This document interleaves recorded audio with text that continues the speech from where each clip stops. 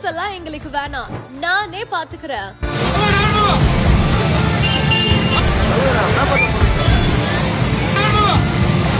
Police பொறுப்பை கையில் எடுத்த ஆட்டோ டிரைவர் பல மணி நேர போக்குவரத்து நெரிசலை 10 நிமிடத்தில் சீர் செய்த நிகழ்ச்சி. உங்கள மாதிரி ஊருக்கு ஒரு மனுஷன் இருந்தா வேற என்ன வேணும்? திருப்பத்தூர் மாவட்டம் ஆம்பூர் நகர பகுதியில அடிக்கடி போக்குவரத்து பாதிப்பு ஏற்பட்டு வந்த நிலையில மத்திய அரசு நெடுஞ்சாலைத்துறை சார்பில் உயர்மட்ட மேம்பாலம் அமைக்கப்பட்டதுக்கு அப்புறமா சர்வீஸ் சாலையிலையும் போக்குவரத்து பாதிப்பு அதிகரித்து காணப்படுது.